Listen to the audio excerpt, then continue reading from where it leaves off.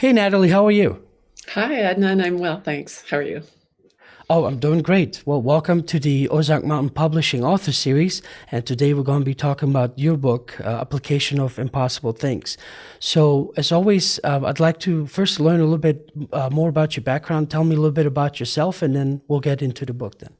Okay, well, I grew up in suburban Minneapolis in just a pretty normal suburban family, middle class. Um, but I did have um, some experiences of having dreams that came true, and um, some of these kinds of things um, that that made me interested in the paranormal later, when I got to be a teenage um, person. so,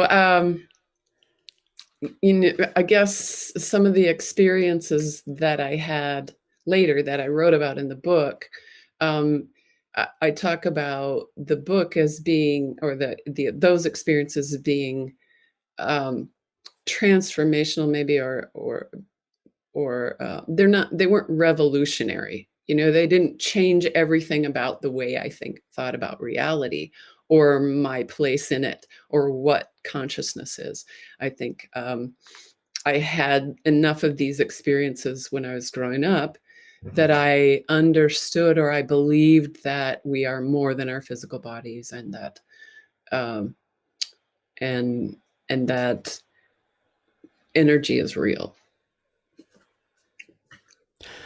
So, I hate to kind of start it out in this way, but the book that you've written, and was that the result of? And I was kind of looking over your bio, and I don't know how people feel about certain very important and traumatic events in their life. So I apologize if I'm not approaching it sensitively Mm, enough. that's right. But was the book kind of then the result of your injuries you had, or that you received from the roadside bomb in Iraq?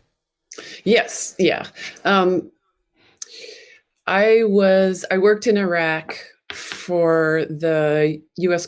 Army Corps of Engineers. I was a civilian employee of the Corps, and I had been over there for about 16 months, helping out with managing construction contracts.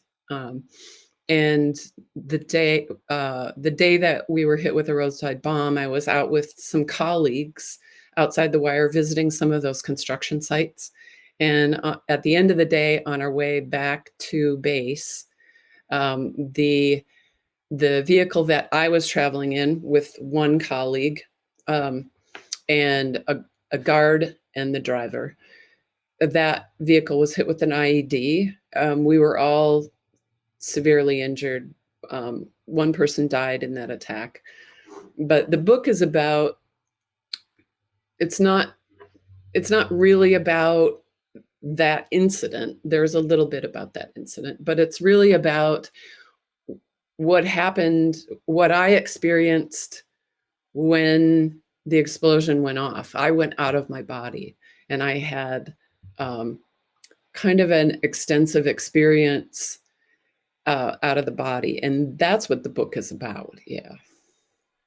So please go into as much detail as you possibly can or wish to about that. I'm sure you know what I never really like, go into the information to try to learn more about what's in the book and all that, because I want to be surprised the first time that everyone else gets to hear it, because then I get to ask questions that people that have not read your book, hopefully then in the same way that another person has not and would ask the same way. So if you could please get into that, I'd appreciate it.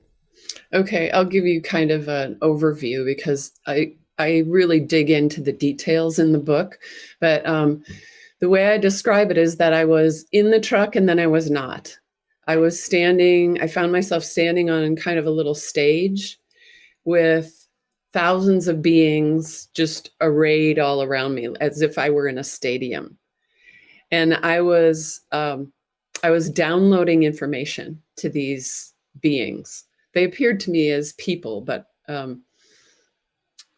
like they didn't have solid form the way we do. So it felt like I knew all these people, or I knew enough of them that I was very comfortable.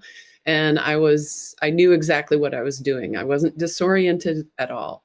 I knew what I was doing, and what I was doing was downloading information to them. And I describe it as broadly cultural. And we can go into that later if you want to, but I Sure. go into it in the book. And then when I was done with that, I communicated to them that I wasn't interested in going back to the physical world. And that was accepted, but they said, well, what if you did this? What if you got to do this when you went back to the physical world? And I was like, oh, okay, that sounds like fun. So it didn't take a whole lot to convince me to go back. But at that point, I blinked again. I talk about the way I move between these environments as blinking, because that's how effortless it was. It didn't take any attention. It didn't take any effort. And it didn't feel like it took any time either. I just, in a blink, I was somewhere else. And this second environment that I was in was, I describe it as a warm, velvety black void or space. And I don't sense that I had an actual form in this environment. I was an organization of energy. And at first there were a couple of other beings who felt like they were kind of tinkering with that organization, like tuning up the organization of my energy. And when they were done, I just went into what I call a deep rest state. I did have a kind of life review here. It wasn't traumatic. I mean, I think I've heard other people describe their NDEs and the life review as being very emotional, feeling the emotions of everyone in whatever incident they're looking at. And I didn't really have that, or I don't remember it that way. I remember just kind of casually going through the events and incidents of my life and noting places where there were unexpected outcomes, unexpected juxtapositions. So I was looking kind of, I mean, I think I said it, I'm sure I used different words in the book. It's been a long time since I've read my book. But I was looking for unexpected outcomes. I was looking for creativity. I was paying attention to what was fun. And not necessarily fun as in, oh, let's party, that kind of fun. But sometimes hard work can be a lot of fun. And so it included those kinds of things.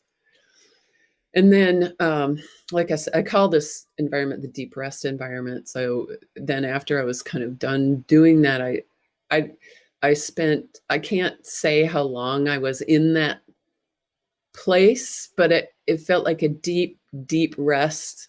And really, there was no time. When I was done, I came out of that and briefly blinked back to the that gathering of thousands, and went over in more detail some of the things that I had agreed to do, and then blinked again, and I was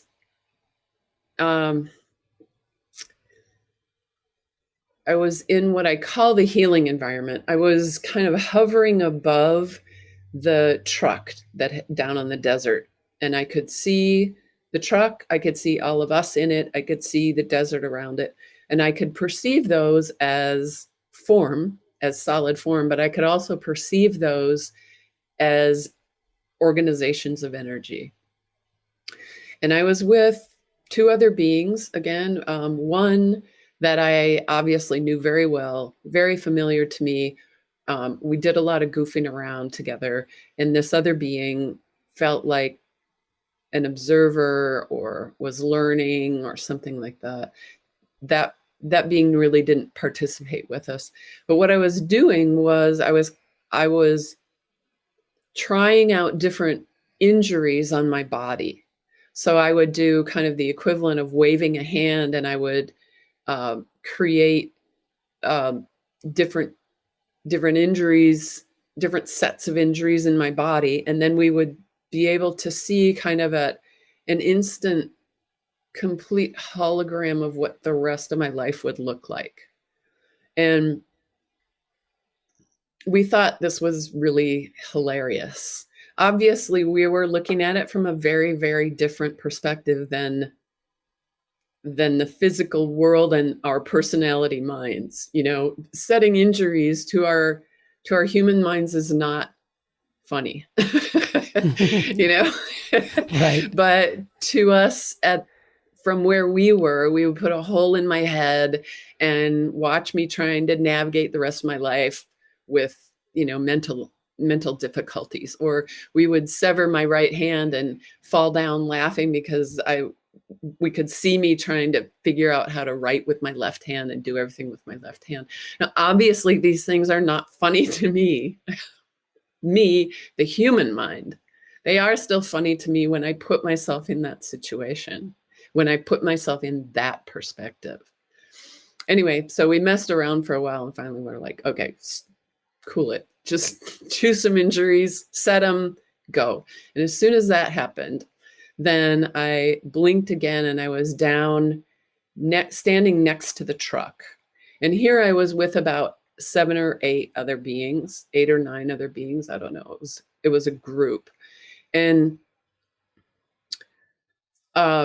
we were discussing the things that I had agreed to do and sort of the shape of my life to come, from the viewpoint of being right there next to the physical world. You know, when I was discussing what I was going to do with this whole gathering of thousands of beings, it's like discussing something from the perspective of the manager or the architect.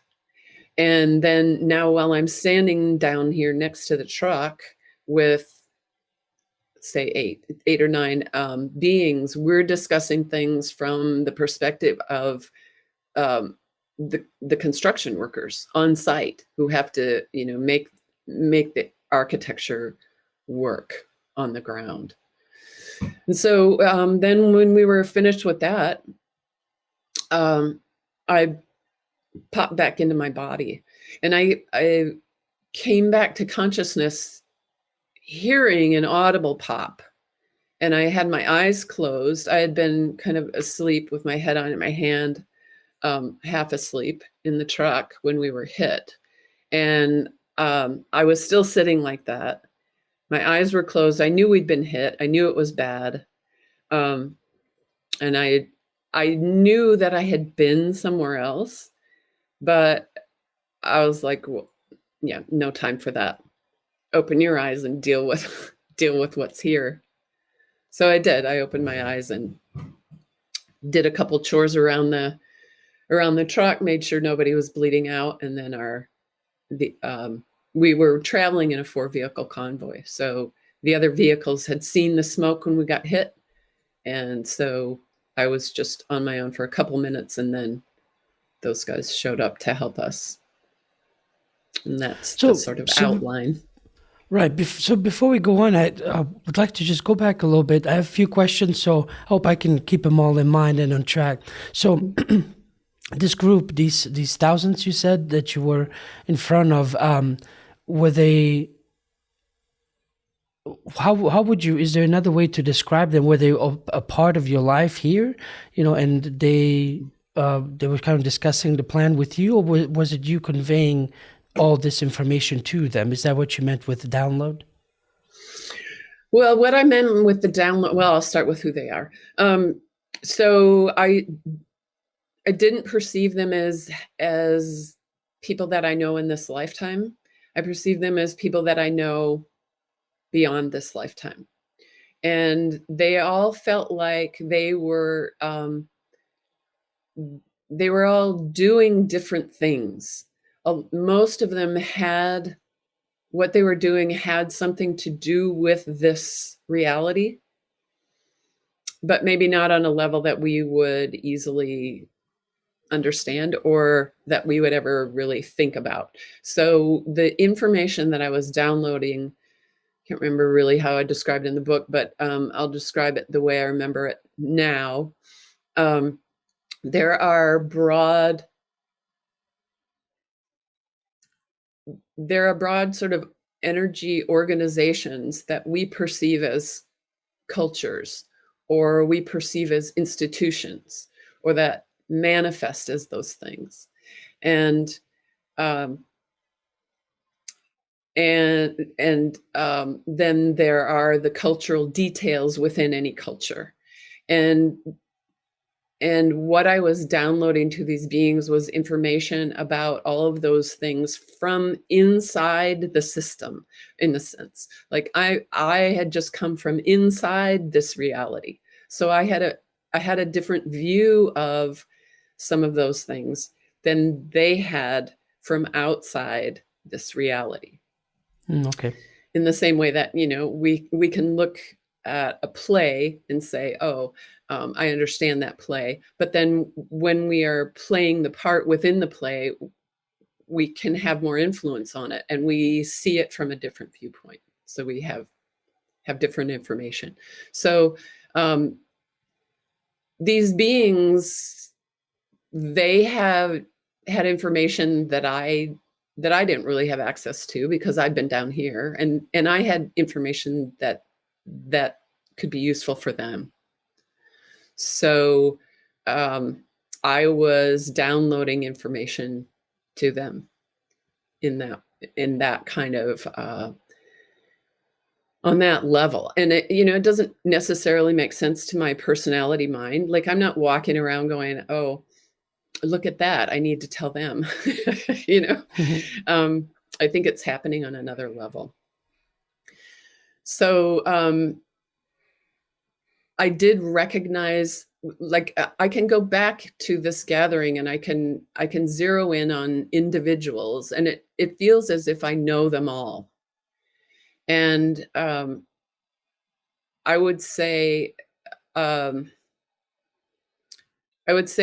all of them don't have a stable form. Like, I think that they either showed themselves to me as human looking because I had just come out of the physical world and anything else would be a distraction, or I kind of created that look in my own mind for the same reason, because anything else would have just been really distracting. And certainly once I decided to come back, if I remembered them as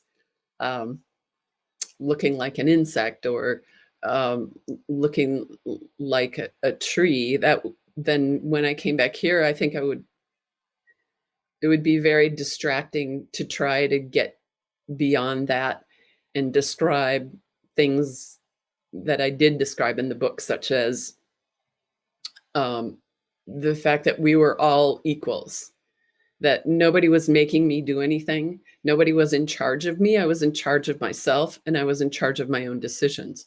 And they could, obviously, because they did, suggest things and encourage me to do something, but I was in charge of the final decision. There wasn't anyone who was ordering me to go back or anything like that. And so I wanted to ask then, you said a person died during this time too, during the roadside bomb? Yes. Yeah. So real quick, what I wanted to ask is, were you then, since you, for a short period of time, I would think, or at least from my perspective, I would have think that you were then probably on the same level that person was going to. Did you meet or had any kind of interaction?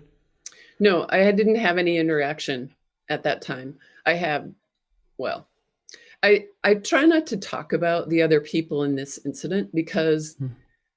this was my experience and they had their own experiences, and I don't want to speak for them. He Mhm. had a family, and I don't know how his family feels about any of this. And so I don't really feel like it's my place to talk about Okay, that's those understandable. people. And so before I interrupted you, were going to say something else too. Yeah, I don't remember. Okay, that's all That's right. fine. Okay. Well, no, it was just because, like I said, out of curiosity, since, I was like, oh, maybe if you guys maybe met on the other end and he decided to move on and then you came back. That was my thought. That's why I was asking. Hmm. So, and if so, right now, as things are, moving on, is it still proceeding according to the initial kind of guesstimate that you were doing through the holographic projection to see how life would move on with certain injuries? Well, I don't really remember the details. I remember a few things. Um, the book was one of those things.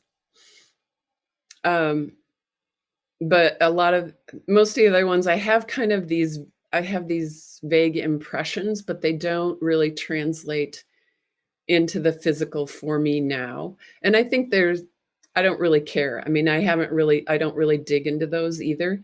And even if I remembered, and the few that I do remember, I wouldn't talk about them because um,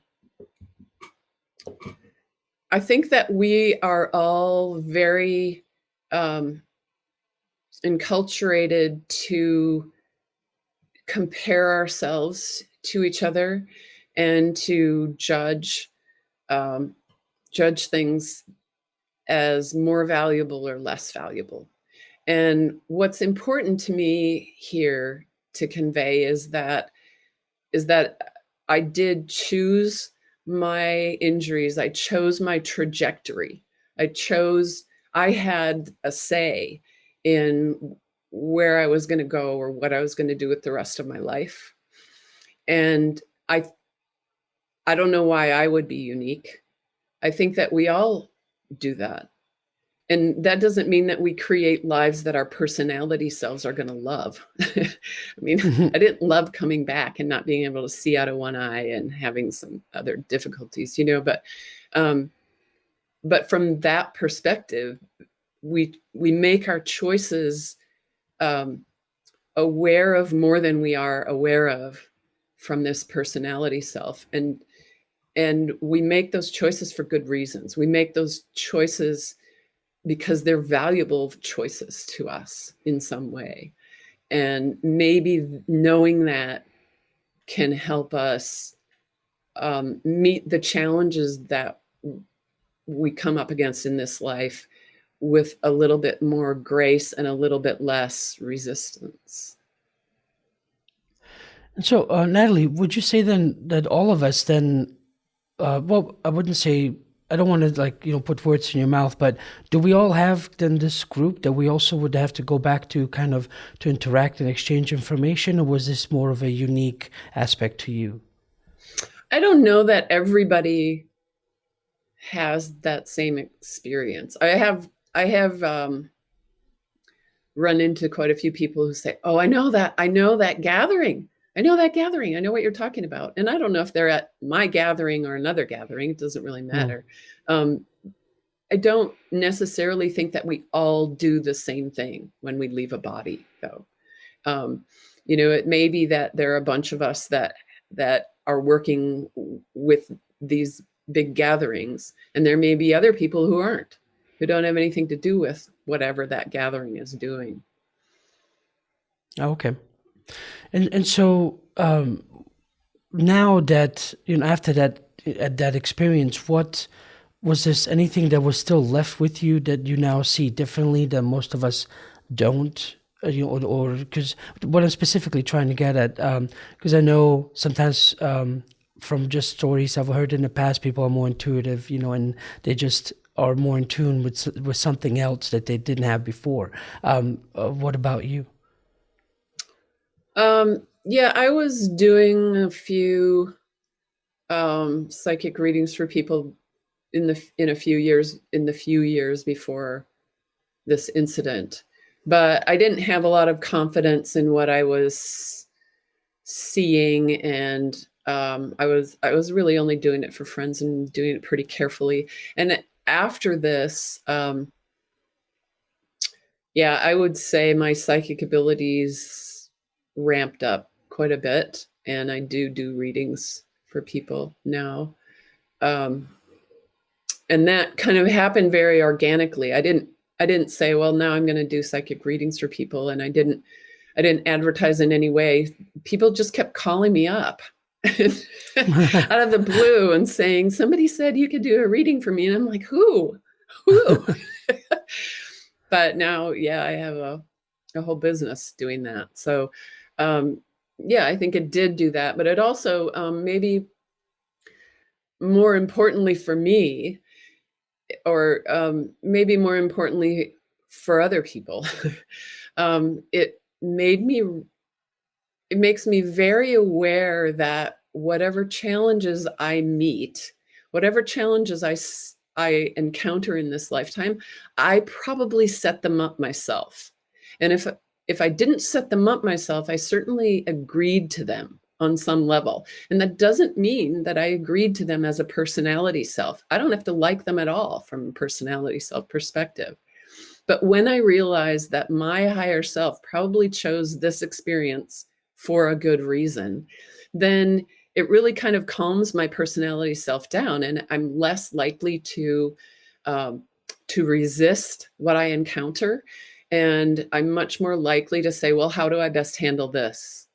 And in asking myself that, and in just walking through whatever I meet, I think that I think that it's a more graceful and an easier way to walk through difficulties, and um, to get to where we want to go, which is the full remembrance of who and what we are all the time. So, from a knowledge perspective, then you, on the other side, you were already aware that you are that higher self. You were seeing yourself from through Mhm. that lens. So, was there more information, more understanding that you had at that time that we, I guess, as characters would not have? Oh, yeah. I mean, just the healing environment was a pretty good example of that, of um, doing the equivalent of waving a hand, and putting a hole in my head, and watching the rest of my life be a struggle and finding that funny. Because from that perspective, uh, for one thing, our lifetime is short. It's a it's just a snap of the fingers. It's just a blink. It's not that long. It's not a long drawn out slog. Whereas when you're in it, it can be that. It can certainly be that. But from there, it doesn't. It's known to be very quick, and it's also we put everything in the perspective of one lifetime. We're born, grow, mature, age, die. And everything has to make sense within that context. Whereas when I was out of the body, there was a much, much broader context. It was understood that this experience fits into something much, much larger, and much, much more complicated than we notice in our human minds, in our human personalities. So But just a much richer. but it wouldn't say you had habits like you have now or things like that. It would that would I guess you draw the line there. Habits, you mean on the other side? Yeah, I was just trying to get a better picture between how close to the person that we all are now are our higher selves. You know, are they like totally alien to us if we were to look at it from the No, if outside, you or think about it, I would say you feel even more like yourself. oh, I see. You don't become something else. If you think about this personality that you are expressing now as being an aspect of who you are, and that bigger you is actually even more familiar to you and even more comfortable. Okay, thanks for sharing that. Mhm. Well, Natalie, I'm sorry I'm asking this a little bit late. Would you feel comfortable just telling us a little bit, like what was injured during this event, or no? Yeah. So I had a piece of shrapnel went in my heel and broke my heel bone, and I had a lot of little pieces of shrapnel in my legs and my arms. Um, my right forearm bones, both of them were shattered. The wrist had some broken bones in it, and um, all the bones on the right side of my face were broken. I had a skull fracture. I had pieces of my skull um, had been blown out and missing here, and there was some shrapnel in my frontal sinus. Um, some of my teeth were broken, and this eye had blunt force trauma injury. When the swelling went down, the retina came detached, and they did reattach it, but um, it was pretty tattered from being blown up, Mm. and that eye, the muscles were damaged up here where some of the skull was missing, so it doesn't line up with this eye.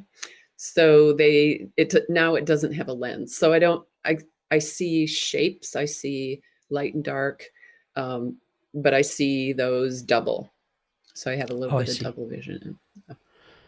Well, you look great. I'm sorry to hear that all Thanks. of that. You know, I don't know. I can only imagine, but I want to leave it at that. I'm sure most people do. And so, have you then after however long it's been since the bomb, have you by either by accident or on purpose seen any more of these different beings or interacting with them in some way? I have, yes. I can go back to the gathering of thousands. I can go back to that group and I can interact with them. And I haven't seen the ones that I interacted with on the healing environment. But those 8 or 9 that I met up with right outside the truck, I regularly talk to about 4 or 5 of those beings. Kind of call them my gang, my crew, helpers. Yeah. And would it be kind of like in your room or while you're driving, or does it require more attention and focus, or is it more passive? Yeah, it requires some attention and focus on my part. I sit down, I relax, go into a meditative state, and then shift my focus to to those places. So um, the way I think about moving between um, quote unquote realities um, is that if you think of an old time radio where you have the dial that will move the little red line through the numbers, Hmm. um, you're choosing a radio station, and that's all I'm doing. I'm moving my attention, I'm moving my consciousness through the frequencies until I find the place that has the information that I want, or to places that I'm familiar with in order to interact within that environment. So, Natalie, do you have anything else that you would like to share that I don't know to ask, just about your experience or anything else in general?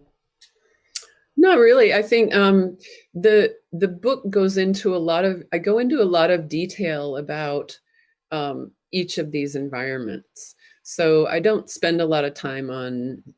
I don't spend really any time on the aftermath or kind of what led up to my being over in Iraq. I really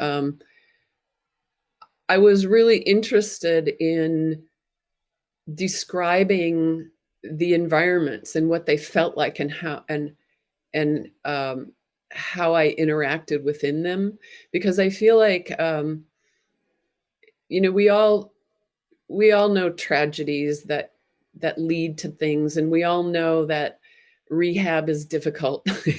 I don't need to. I don't want to fill people's heads with that. I wanted to describe the part that a lot of people haven't experienced, and so the book is really about those other environments and what I noticed about them and what I learned from them.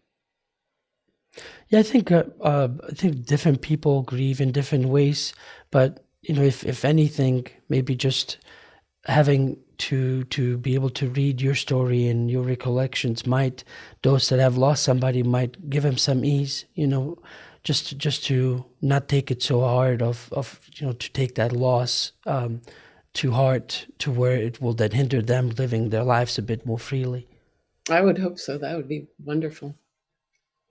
Well, Natalie, thanks very much again for meeting with me today, and this was fun. So, of course, as always, I'm going to have all the links and that we have available in the description below this video. If there's any other particular pages or sites you would like to direct people, please let me know now. Just be assured that all the links will be available below. Okay, thanks. Yeah, I have just nsudman at .com and traceofelements.com. I have an author page on Facebook, so all of those I'm sure will be listed below. Thank you. All right. Well, Natalie, thanks. I hope we can do this again sometime, and I'll talk to you later. Thanks, Adnan. All right. Bye-bye. Bye-bye.